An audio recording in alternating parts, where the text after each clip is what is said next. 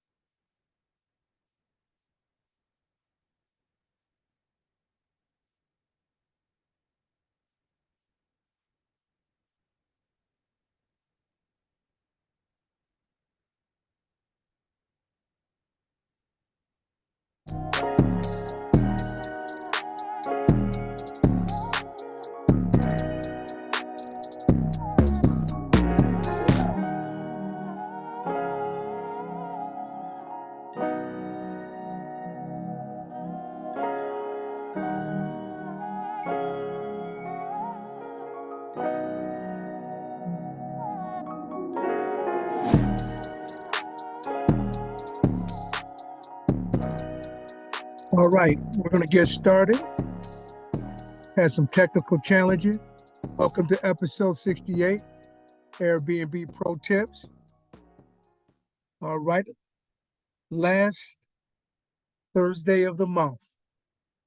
Let's get it.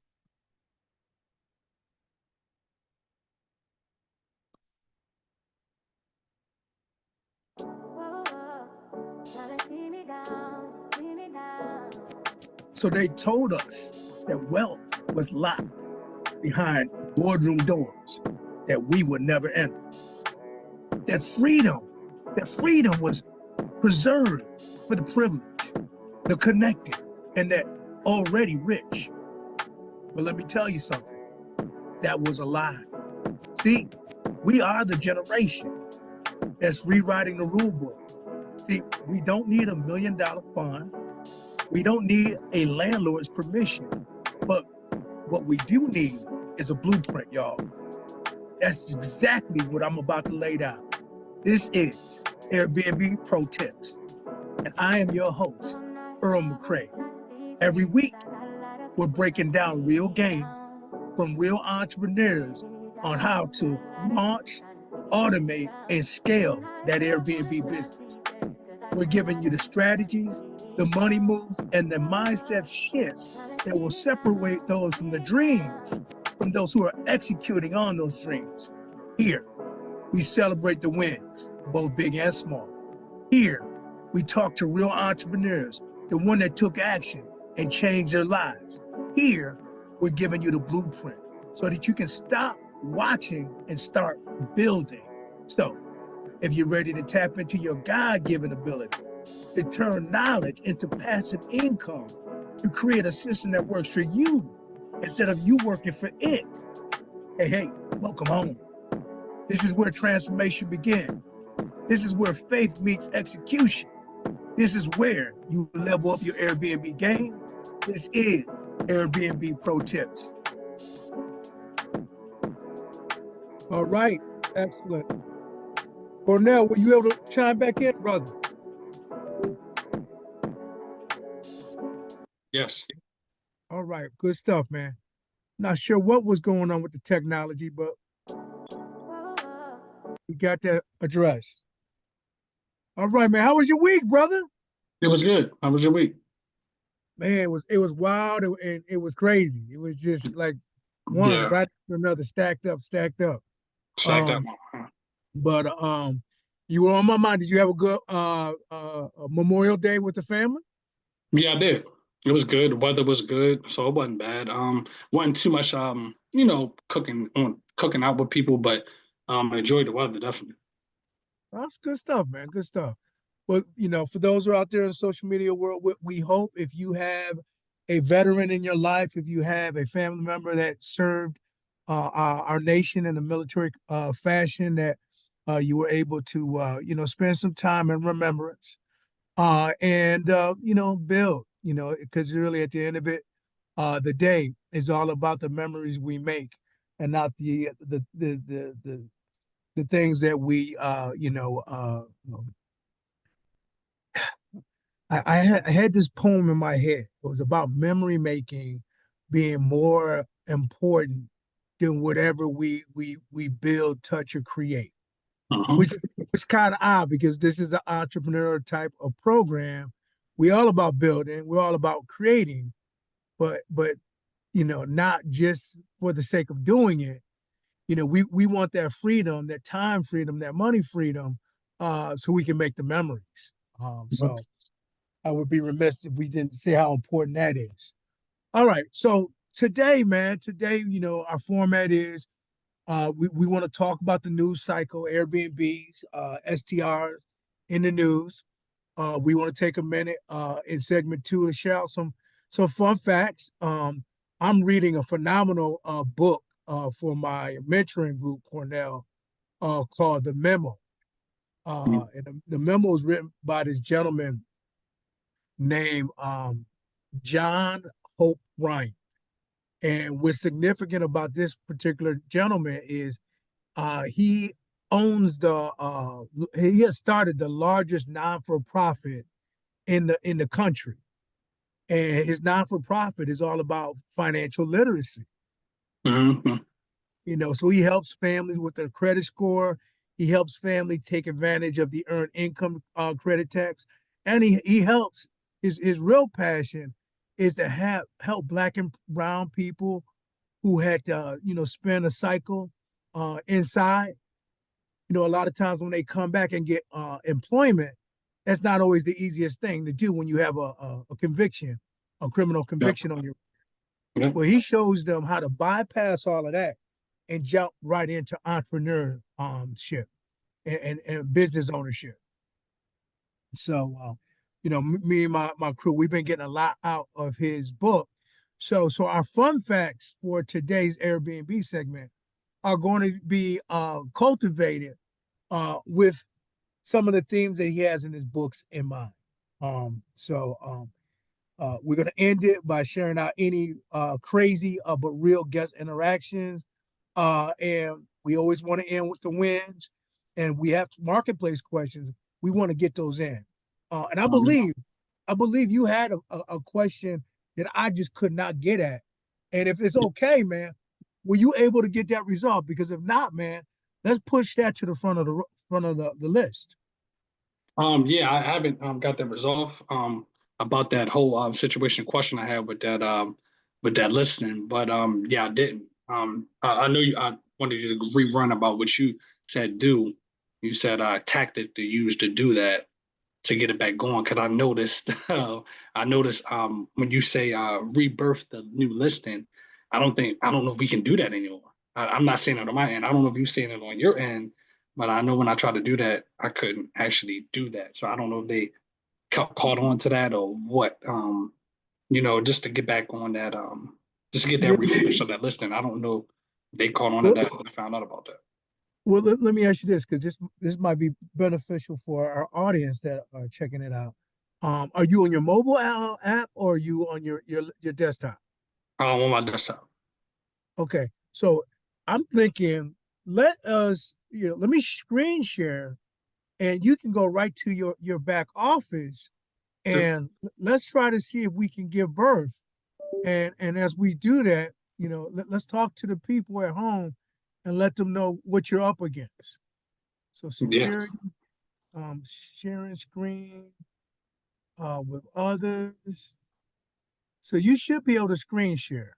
Okay. We shall to see. Okay. Share. Okay. I should be sharing right now. Okay. Hopefully you see it. I do see it. Okay. Okay. Yeah. Yeah. So I was let's go to my back office and I noticed on my back office right here, I have right up here, one of your listings will be removed on June 22nd. Okay. So I actually put in a reason why, or like they call it what's the word that they use, like a appeal about it. They didn't Okay. get back to me. Um, but I noticed rebirthing a new listing, even on your end. I know yours usually says duplicate listing, correct? Correct. Yeah, okay. So mine doesn't say that at all, so I have to start out from scratch. So I So go, haven't done that. But so go to listings. okay, let me go there. Okay, let me Okay. And yeah, so the listing in question, the listing in question that they're going to kill, is highlight this? that this one right here. This one that says suspended. Yep, So this is the one at West Main Street. yep. Okay. So ideally, that's the one that we want to give birth to. Uh-huh. Okay. So hit the plus button. Okay. Okay. What would you like to host? Okay, I Horse forgot home. they updated all of They this, right? updated it. Yeah. Yeah. All right.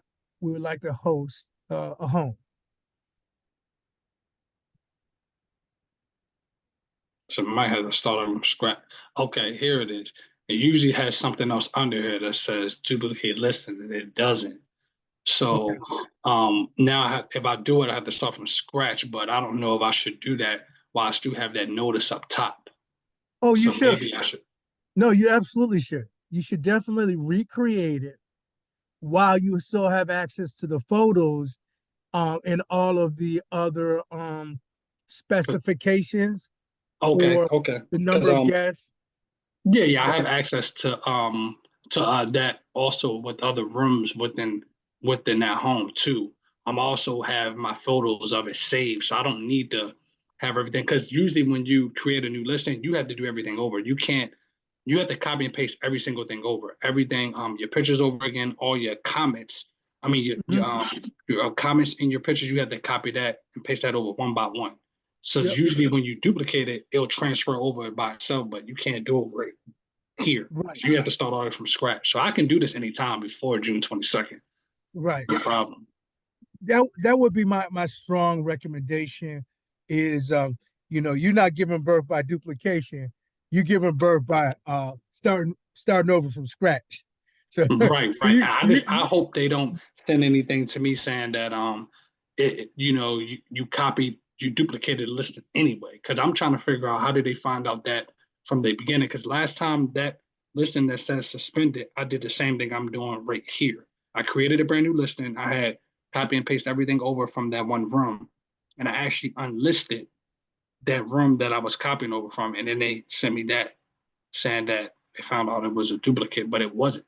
So one of the rules I sent to in the chat was saying that I think there's a rule now. They're saying that you can't just duplicate a listing just because it has poor reviews, or so yeah. maybe they got something in some AI and involved in that, but I'm not sure.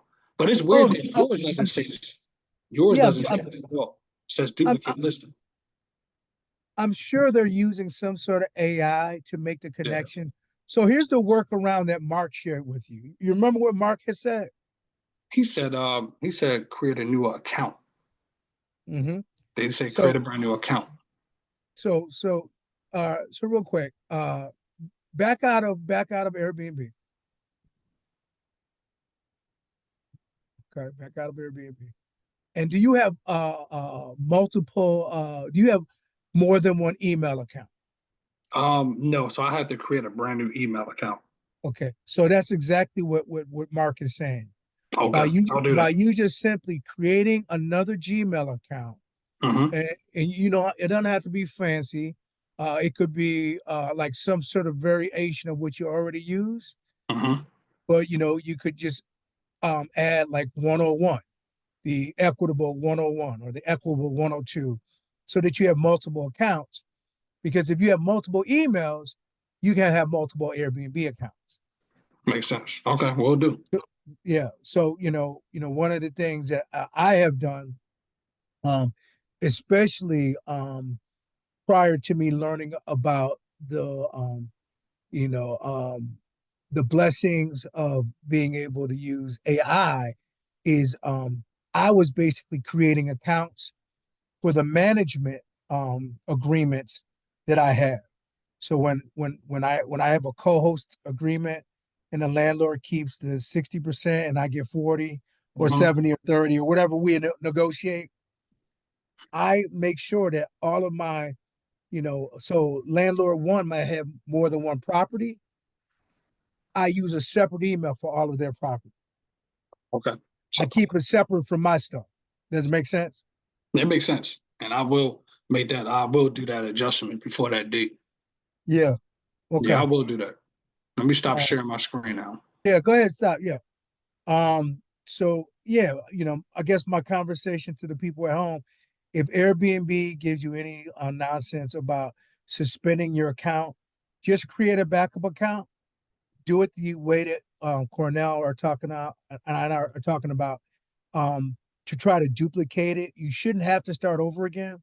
But if you do, just make sure you have a file, a folder with all of the details for that particular listing in one folder.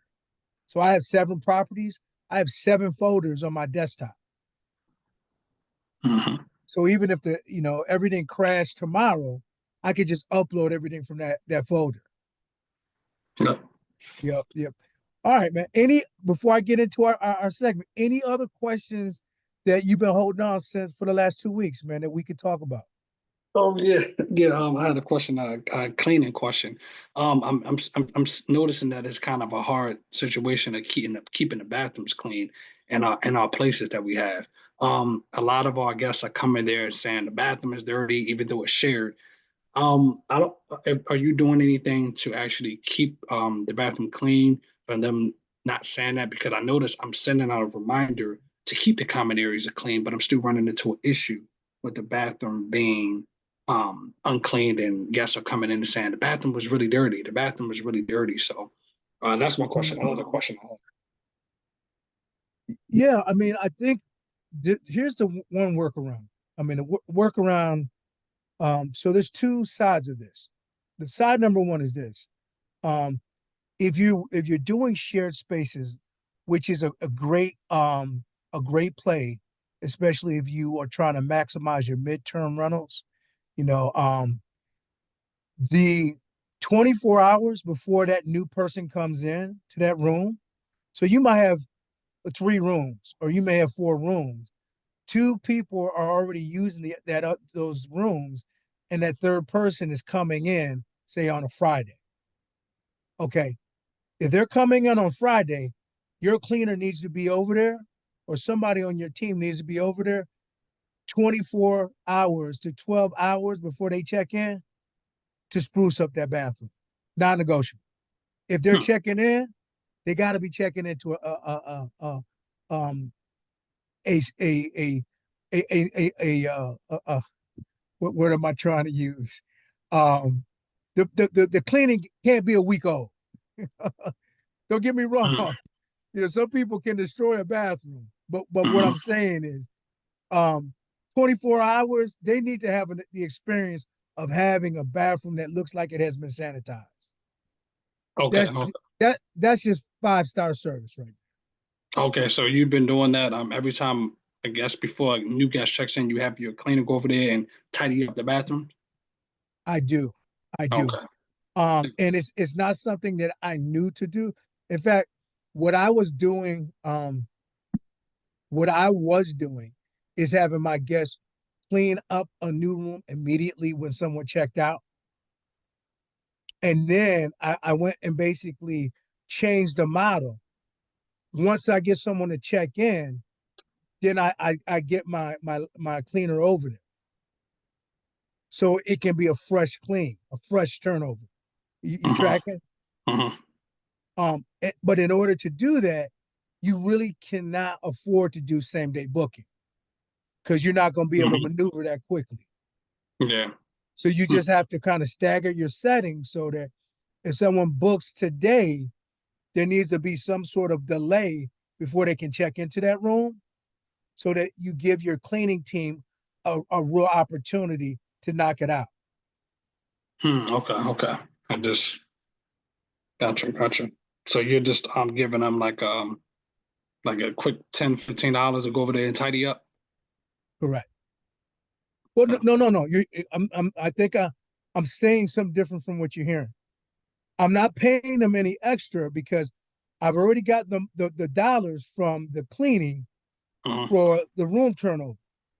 Okay. But instead of me sending them over when the room is vacated, I'm sending them over when I got a confirmed booking and I have 24 hours before that person checks in. Okay. So you send them over that so they can clean that room for the new guests coming in. Correct.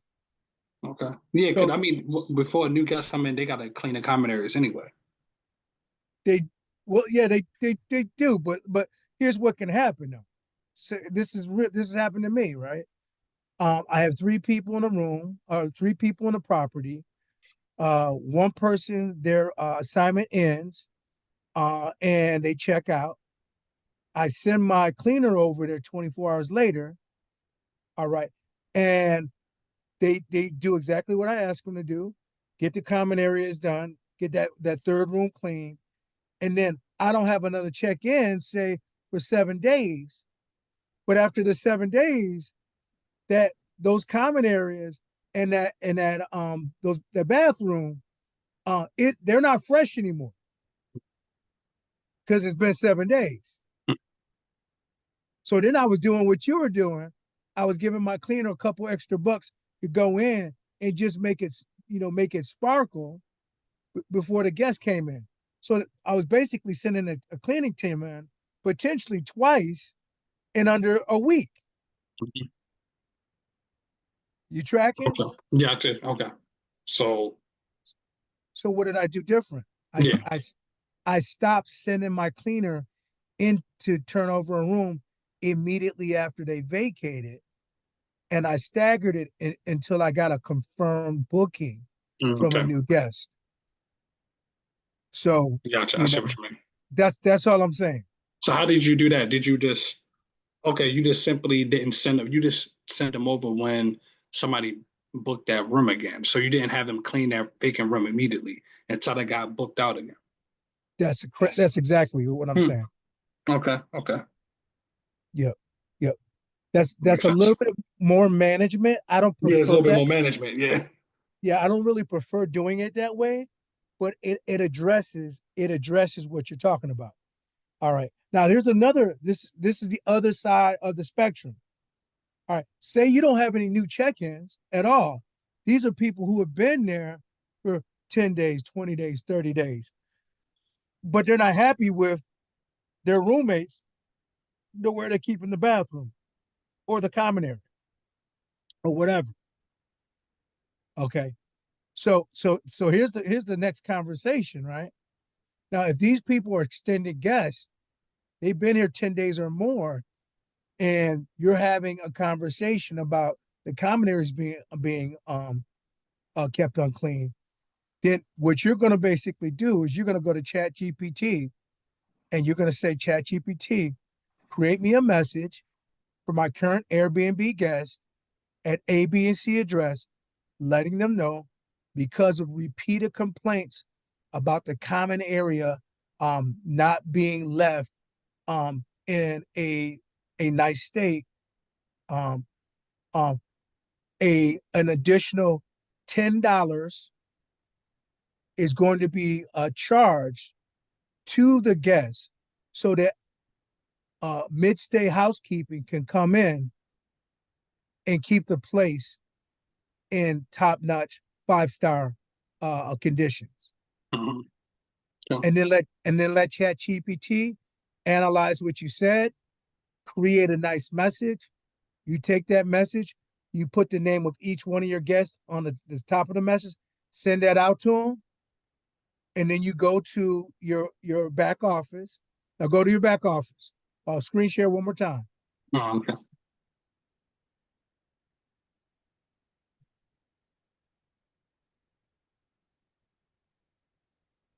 All right. Go to one of the message threads of a guest that would kind of be in this love triangle we talking about. Okay. Let's see. Let's go. Okay, beautiful, beautiful. Uh now under on the right side, scroll down, scroll down. So she's there for 5 nights.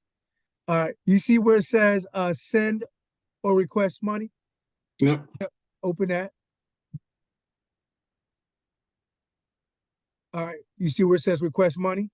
Yep. So you're requesting money from this guest. I'm not going to actually request money from this guest because No, no, they no, was you're not. actually okay. This is for our people at home. This is for our people. Hit next. And Yep. you're gonna put in extra services. Yep. And then yep. You put in the amount. All right. $10. You put $10. And then what you're gonna do as because you need to have an attachment, you're gonna make a screenshot of the message that ChatGPT just created for you. Okay. And you're gonna use that as your uploaded file. Okay. Versus putting it down here in the notes. You're gonna do both. Both. Okay. Yep, you're gonna do it. So this workaround, I discovered is because you can't actually request money unless you upload a file. Oh, really? Okay. I've been requesting money and putting in notes down here, but okay. They never required an uploaded file. No, not for me. No. Okay, all right, well, cool. Maybe that was an old experience I had, but I've been doing it ever since. Yeah, that's oh man, yeah, that's I just been having kind of trouble keeping this bathroom clean, being clean, but I think yeah, that might work. You can't do same day booking though, like you were saying. You don't want to do same day booking if your goal is to wait to the last minute to have the room clean so that it's fresh. Yeah. But I'm going to tell you, the guests that come in, the issues are reduced. Now, Okay. now what I do as well is again, this is a management challenge. When I do that, I go to ChatGPT and I say, ChatGPT, create a message to my current guests that are currently residing at ABC property that a cleaner will be in the house between 10 and 3 p.m. today. All personal effects, all items that are in a common area that belong to you need to be stored in your room. Dishes need to be put away. Yeah. Okay, because here's what you don't want to do for your cleaner. Your cleaner can get into their feelings and their emotions if they feel like they're maid service. A maid service is not what we're advertising. Mm-hmm. What we advertise is a clean, hospitable, um, sanitized space. But that don't include picking up after grown folks. Yeah. That's what I've been having too. Like a lot of these grown folks leaving dishes in the sink and not Beautiful. taking out their trash in the kitchen and just trying to find a way to attack that to better that. Yeah, yeah. But on the real Cornell, aren't you in the middle of your high season? Yeah, yeah, definitely. Why are you still in the rooms, brother? Well, I do the whole house too, but I had what I ran into was doing both of them, and what you don't want to run into is you don't want to do both whole house and rooms at the same time in a month because it doesn't work out, and I end up doing that, and I had to close out my calendar, but yeah, yeah, definitely. Okay. I mean, there's always the conservative mindset, and then there's always the risk taker, which and the aggressive mindset. Yeah, Hmm. you have your short money, your steady money, the money that's is $40 a night or $50 a night, over 10 nights or 5 nights. That's Hmm. great. That's there's nothing wrong with that. But then you have the upside of having a 200 or 250 or $300 per night reservation, Mm-hmm. and you only need the house occupied 3 nights out of the week, Yeah, that's true. and you made the same money. Mm-hmm. Yeah. So so Yeah, I'm incorporate that. yeah, at this stage, right? The moment I started seeing that the demand is going down, I will Mm-hmm. go back into the room rentals. But as long as my demand is high, I'm doing the whole unit. Don't hold you. Mm-hmm. Yeah. I would rather have my unit sit for 3 or 4 days and only have it occupied on the weekends and such, and not have the mental taxing, the management challenges that you and I are talking about. Yeah. That's the management challenges. Yeah.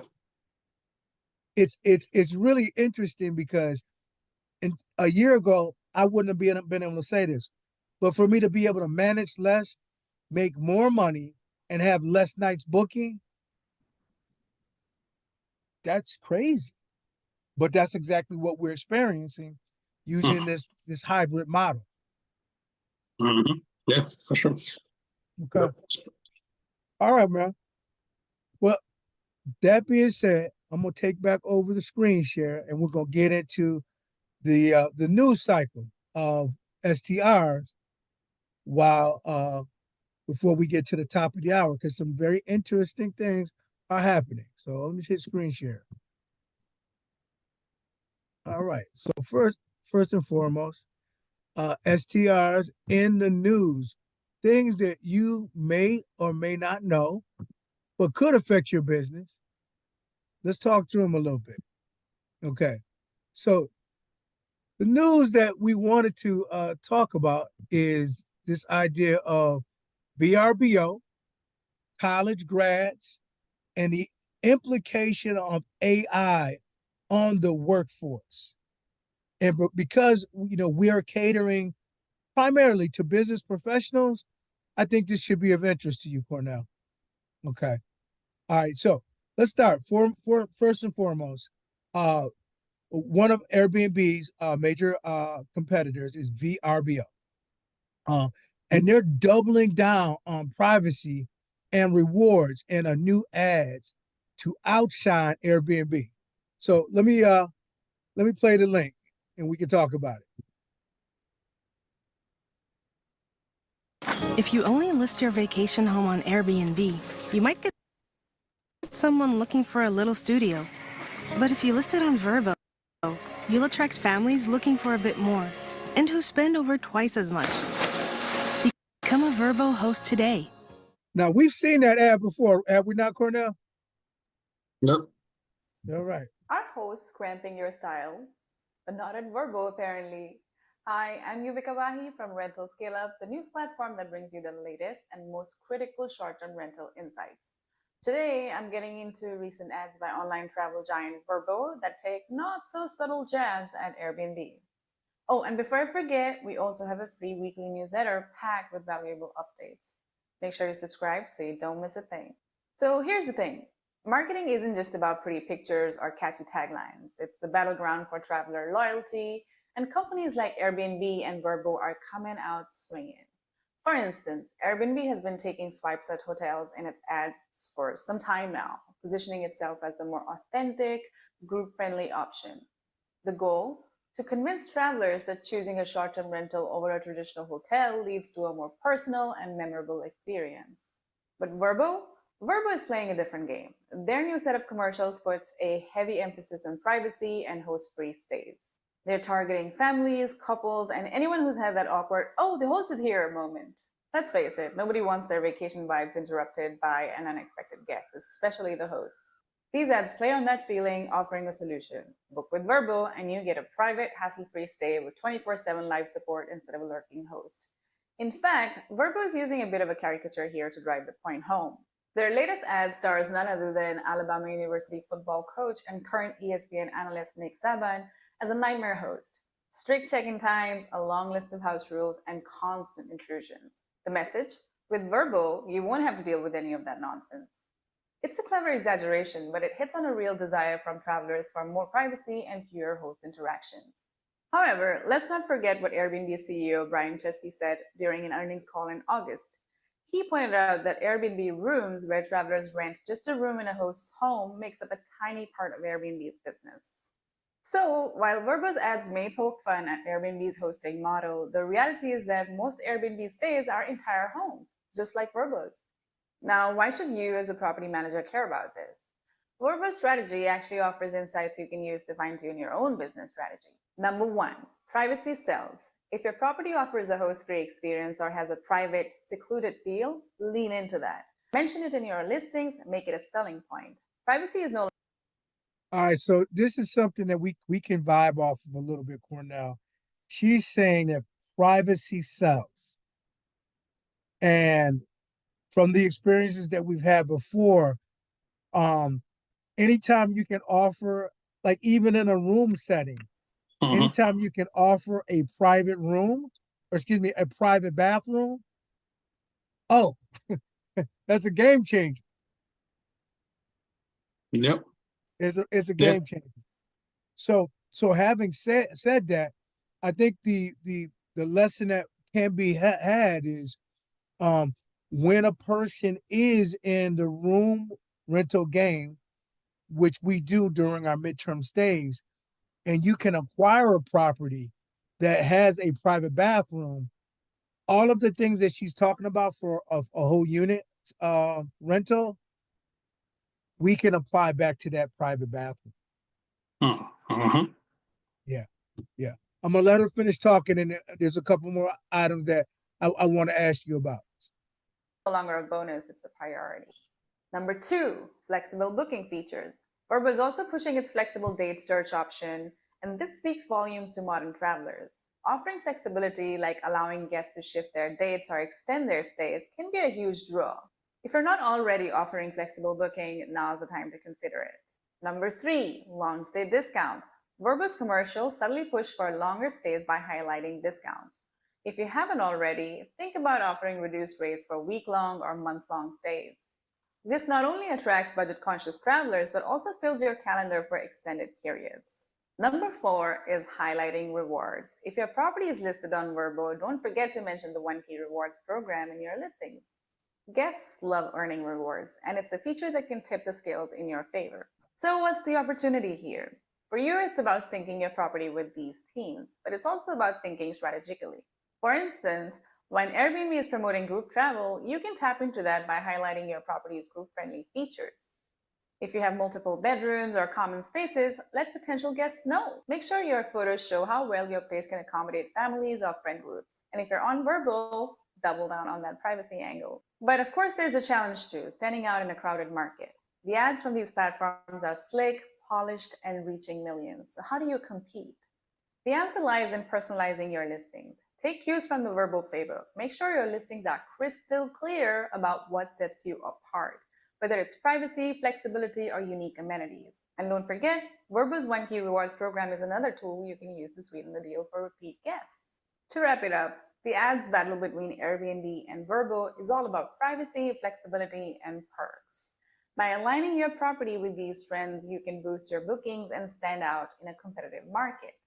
And don't forget, stay ahead of these trends by subscribing to our free weekly newsletter where we share all the latest industry news and tips to help you grow your short-term rental business. Thank you for tuning in, and here's to your next booking success. Why choose Wyoming for business and corporation? At Wyoming Corporate Services. Okay, Wyoming, I've choose you for my LLC. So let's get back to my podcast. What are your thoughts, brother? My thoughts is it's good that they're doing that. They said they're offering them long-term discounts to have people stay longer and extend their stays. And definitely trying to come at another angle with versus like B&B is. So yeah, me personally, I haven't put anything back on VRBO though. May have to do that, make that move because I know they just do the whole house. So yeah. Right. Yeah. In full transparency, I'm on booking.coms and Airbnb. And based on me seeing this article, I am going to jump on VRBO this weekend. I'm going to Oh, create okay. some listings. Absolutely. So their whole point that I took away with is that they're basically doubling down on the privacy factor. They're doubling down on flexibility, and I guess it's having an impact because, based on 2025, I'm going to play this next clip. They're saying that VRBO is growing, which means that they're taking market share away from Airbnb. Wow. So let's play the clip. Musicians know it's not just the notes, it's the silence between it that shapes the song. And in Expedia's Q1 2025 earnings call, the silence around Verbo, it did a lot of work and told us more than you might think. Hi, I'm Yuvika Vahi from Rental Scale Up, where we help short-term rental managers make sense of the platforms they depend on. On today's video, we're taking a deep dive into Verbo's Q1 2025 performance, or rather, what we didn't hear about it, and what that means for your business in the months ahead. Let's start with what little was said. Verbo saw modest growth in Q1 2025. That's the one major takeaway we got from Expedia's earnings call. CFO Scott Forbes said Verbo bookings, quote, grew in line with the market in the US. No slides, no performance breakdowns, no mention of regional performance revenue or roadmap. Growing in line with the market means Verbo didn't shrink, but it also didn't stand out. Growth was positive but moderate. It was simply keeping pace. And that tells us something. Verbo felt the weight of US market softness more than its competitors did.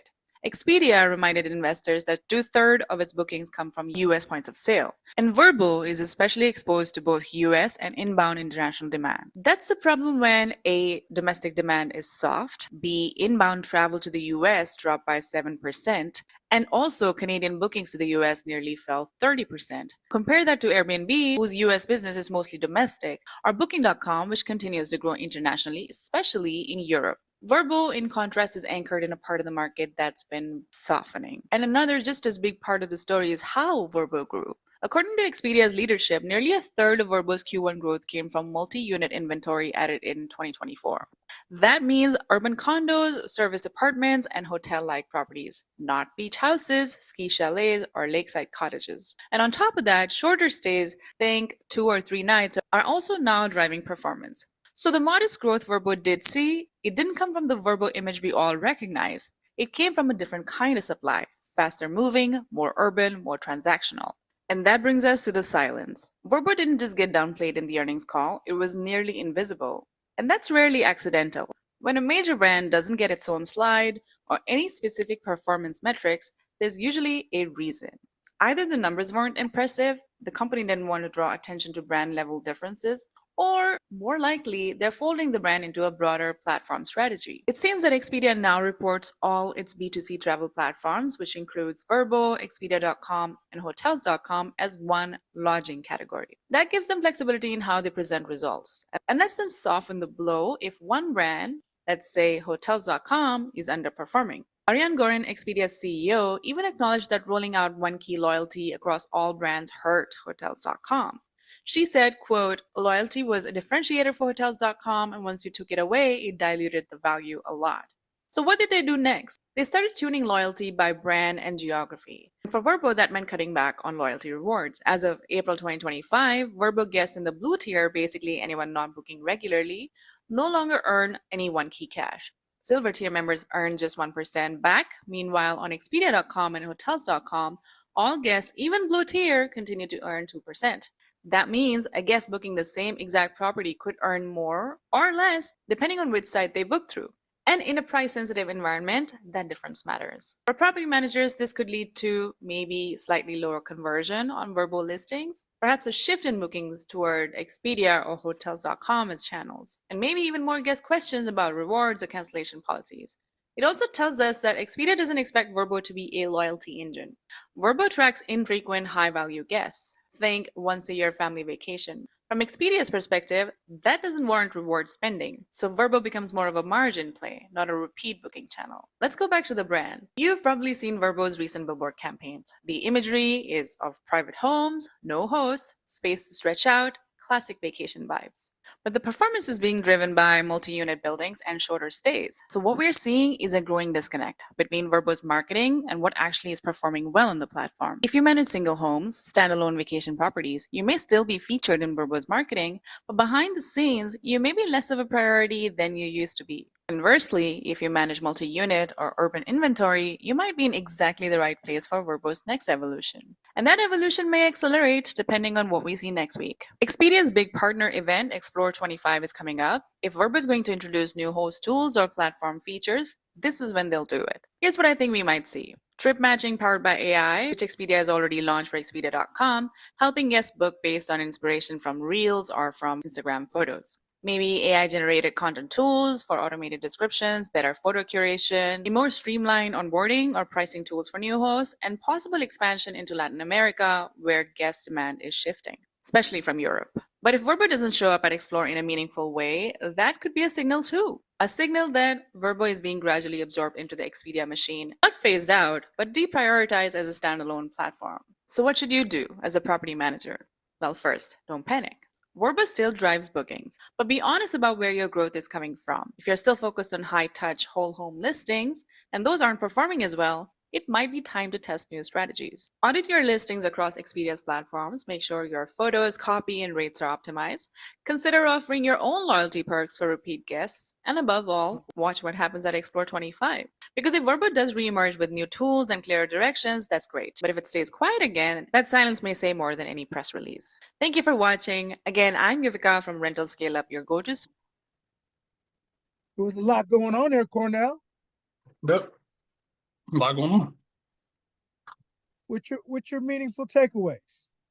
I mean, they're definitely I'm hearing that they're trying to give like reward points to guests to actually kind of have one of their perks of them with the VRBO. But they're making some big changes. That's why I caught what she was saying about those reward points, or even about doing your own reward points. She said when it come to guests booking your places. So they double down and on, like I'm hearing a bunch of like about rewards to use that as one of their strategies. So I don't know what you hear, but that's what I'm hearing. Yeah, no, but I heard a few things that you didn't mention, but I'm sure you'll co-sign once I bring them up. So the way they're positioning their marketing is it's all about, those vacation spots, host or, trying to create like an experience. But yet that's not where the majority of their growth is coming from. Your growth is not coming from the family being there for a week or more. Their growth is coming from those short 2-day, maybe 3-day stays, not in a vacation house, but maybe in a more of a hotel room or a condo or a cottage. So some things that we kind of get, somebody who comes in town for a concert, they're not staying more than 48 hours.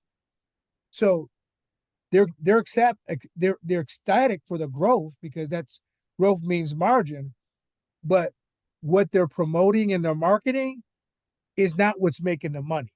What's making the money is something they haven't started marketing yet. So what is that? What is that? What does that mean for us, the host? What do you think that means? I have to think about that. Is that a good thing for us? You mean? I'm trying to think about. Well, I mean, let's see what you think about that. This one. Well, I would my feelings is that if you got to choose between which sites to get started on, Verbal's not your first site.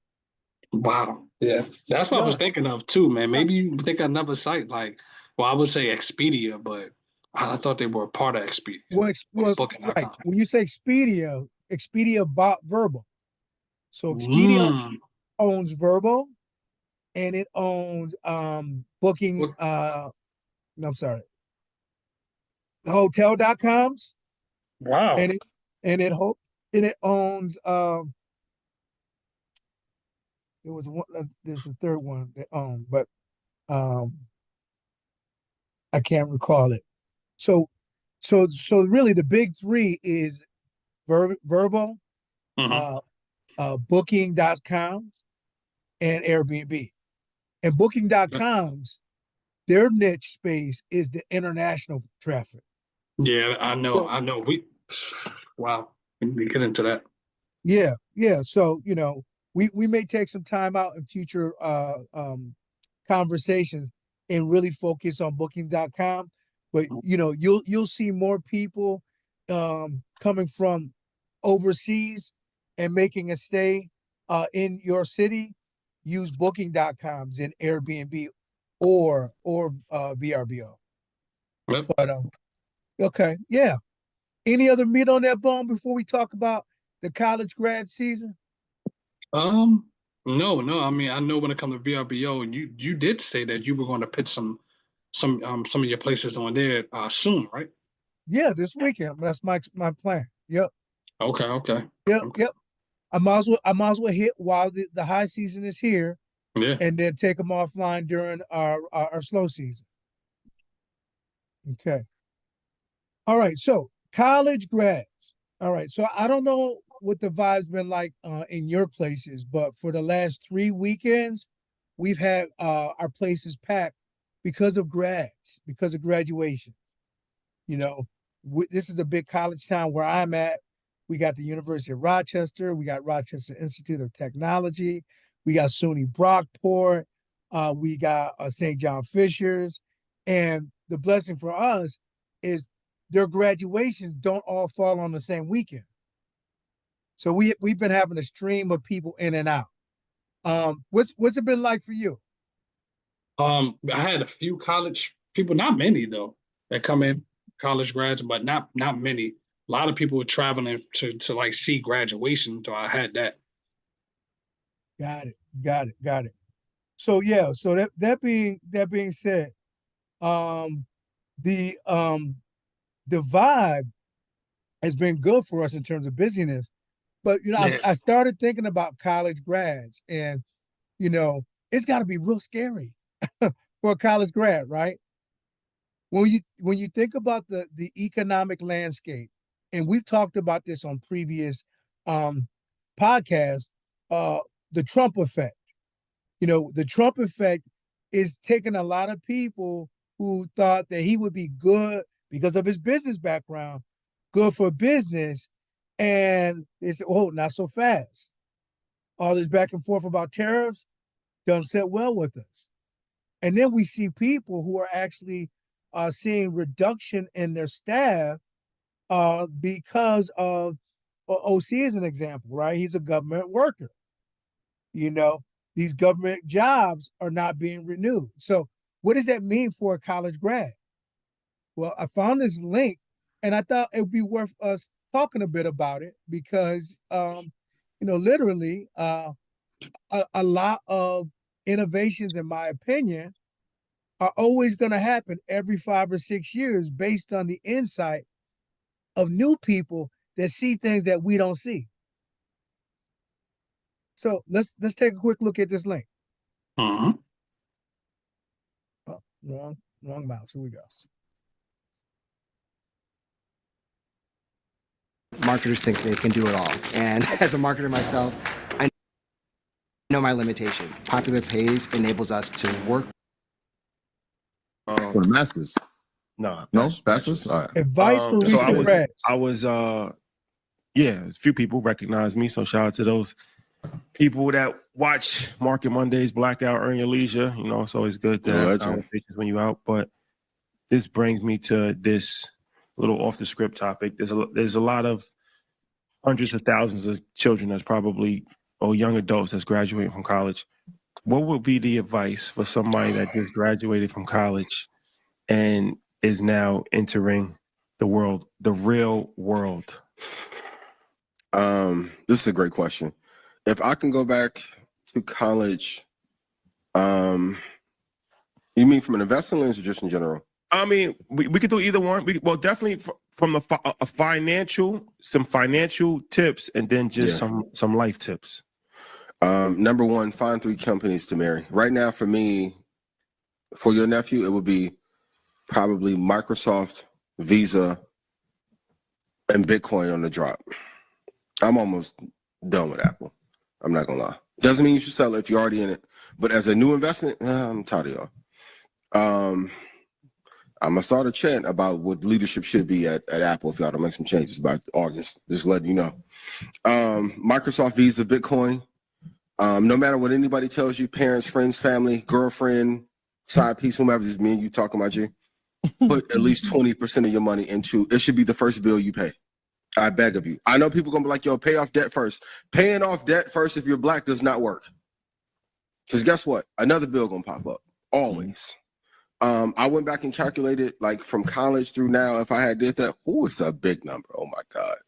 So put 20% of that money in, and then you have to find a business. Call Rashad, ask him every week, what should I do to scale? Because, and this is the thing, if you have somebody that's a world leader and you don't use it, like my family's like, I don't want to bother you. I'm not about to bother me. Trust me. Like, you have to build a business, because as the U.S. economy is falling apart, entrepreneurship is more needed, especially internationally. I will find a way to get over to Ghana too with my uncle and say, hey, help me build a business here. Because now, like, we have 2 tech, 2 index.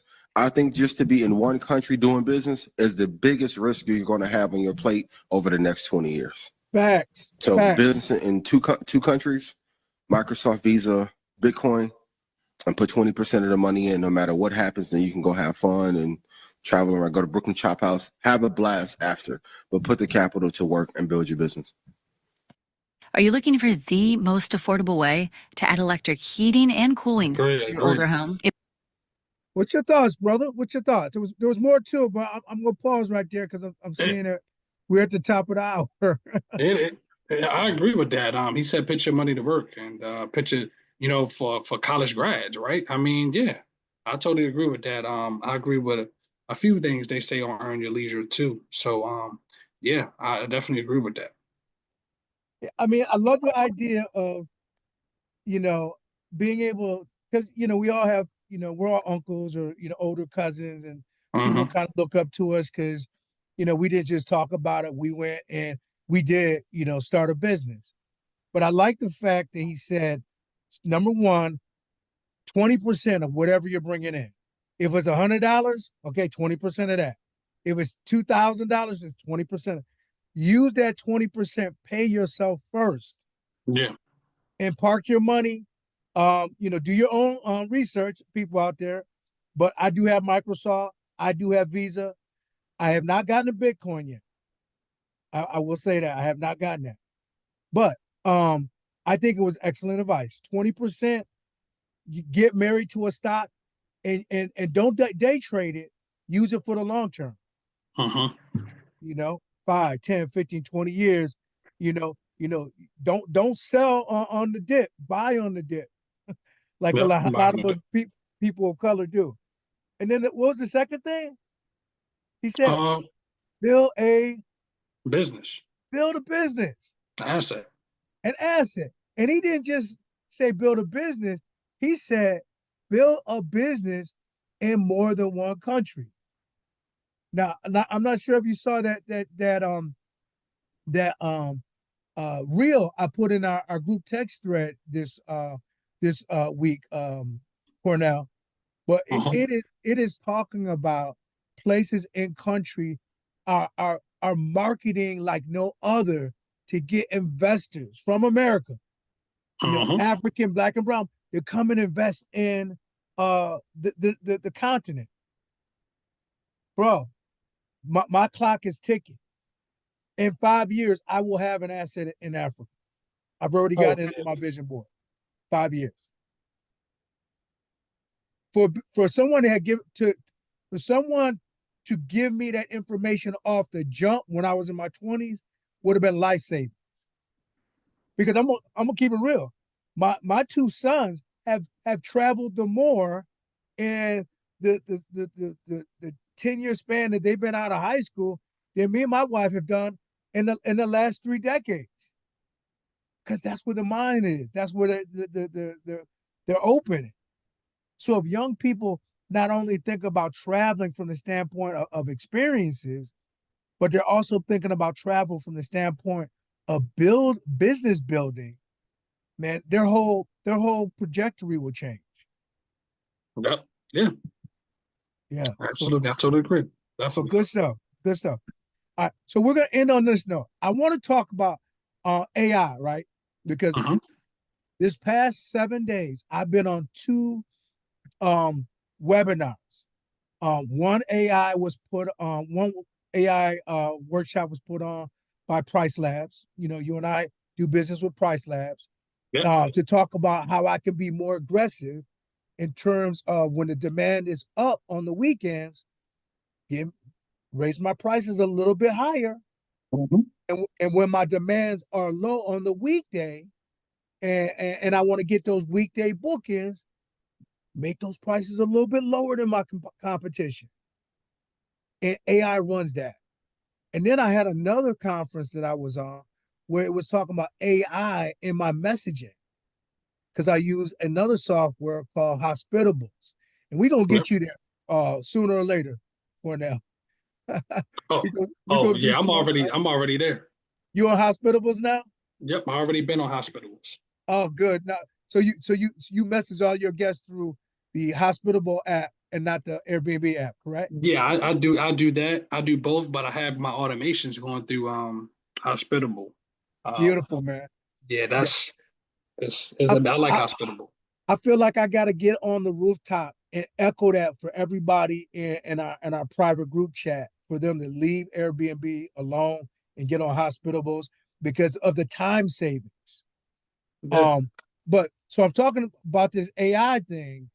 Well, we know as business owners, AI basically helps us leverage so much time that we don't have to invest, right?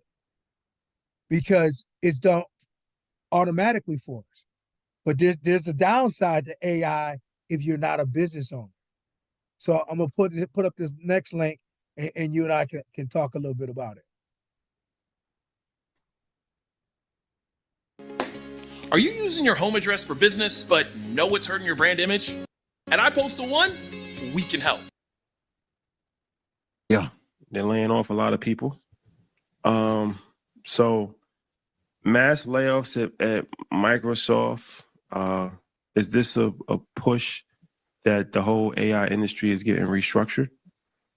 Yeah, I felt sorry for the lady who made her announcement that she was being laid off as the lead of AI at Microsoft. Shout out to everybody at headquarters. But yes, I'm kind of, you are the lead of AI. At some point, you have to figure out what can you do to make sure you don't get caught in that buzzsaw. Because the premise of AI is to have the intelligence be so effective that I won't need a certain amount of employees. So I think, especially with them being the leader in the space, they kind of made it okay to usher in these layoffs. So I wouldn't be surprised if other companies, some that we may have affiliation to, will do the same in the next quarter. Allegedly. So if you're in one of these organizations, I would definitely figure out ways with the AI to be almost like a maestro of AI to make sure that you don't get laid off or that you can land somewhere else. But I do think in order to keep profit margins lean, a lot of companies for sure over the next two or 3 quarters are going to begin laying off people as well. I'm with you. I think this is one of those situations when you look at layoffs, it goes into a couple of categories. One being performance-based, the other one being efficiency-based. And when we saw the layoffs happen in 2023, it was like, okay, what's happening here? A lot of it was performance-based because of the lack of efficiency. For sure. And I don't want to take anybody, like every person that lost. It's unfortunate, right? They lost, I think Microsoft cut 6,000 jobs. Amazon announced that they were cutting back jobs. CrowdStrike said they're laying off 5% of their workforce. Google said they're releasing one of their AI teams. So it's happening. And what you're seeing over and over is that companies are trying to incorporate AI. Like that's the focus. But we know AI does 2 things, right? It makes scalability, a higher opportunity, and it talks about efficiency. And so if efficiency and scalability at the forefront. Yep. So efficiency and scalability. We Yep. love it as business owners, do we not? Yeah, we do. All right. So like I can manage the energy I put in managing 2 properties without AI. I can manage 20 properties with AI. Yep. Because of the scalability and the efficiency. So the message, that I think I'm hearing, you tell me if you're hearing something else, is folks with traditional jobs, go freaking build a business. Yeah, I'm definitely hearing that. I agree. Go build a business and start getting assets to actually have something work for you. Build a business and be a part of that. You don't want to be stuck out there and don't have any skills going on for yourself, any high income skills going on for yourself when AI is taking over. Business owners are utilizing AI as we see. So, Microsoft and their layoffs. Sure other companies will follow behind that. So that's a sign to go learn a skill or build a business to be a part of the boom economy. So, I mean, I totally agree with that. But you got a regular job, you got to do more. I'm hearing that too. Now it's time to do more. You can't just glide by anymore. No, not at all, man. And here's the context that I put everything in. I go back to our original article on the new grad, right? The new grad is probably trying to do their networking, do their offices and their recruitment centers. And oh my God, now they got to compete with folks that just got laid off, who developed the AI that caused them to get laid off. Yeah. So you got a new grad competing with somebody that's been in the workplace, 10 or more years. It's not even a fair fight. Yeah. So it changed everything, right? It's man. So you're gonna have to get into starting a business, right? I mean, is it out of the gate? I know EYL didn't say this, but is it even worth going to college anymore? Because now it's seeming like you really kind of don't need it if you just learn a skill, start a business. Yeah. Learn a skill, people. Build a business. Yep. And again, the book that I'm reading with my mentor group, by John Brian Hope, is doubling down on that. We have an infinite resource of talent, of knowledge, of opportunities. If you think about the talent, truthfully, think about it. How much talent must you have to be in street pharmaceuticals, to be a drug dealer? You need to know retail, you need wholesale, you need to know marketing, you need to know distribution, you need to know cost management. All of these are skill sets that these folks have, but they got caught up in the wrong vehicle. Yeah, got caught up in the wrong vehicle. So if we can just redirect some of this talent into a vehicle that is scalable, viable, and legal, the sky's the limit. So I think that's my closing thought for everybody out there in social media. Don't be one of those. Don't be one of those that is so stuck on the old that you can't embrace the new. And you get caught up in this gig economy, this economy that's going to be based on not the old skills but learning some new skills. So that's the show, man. That's the show. So what's your biggest takeaway from today's segment, Cornell?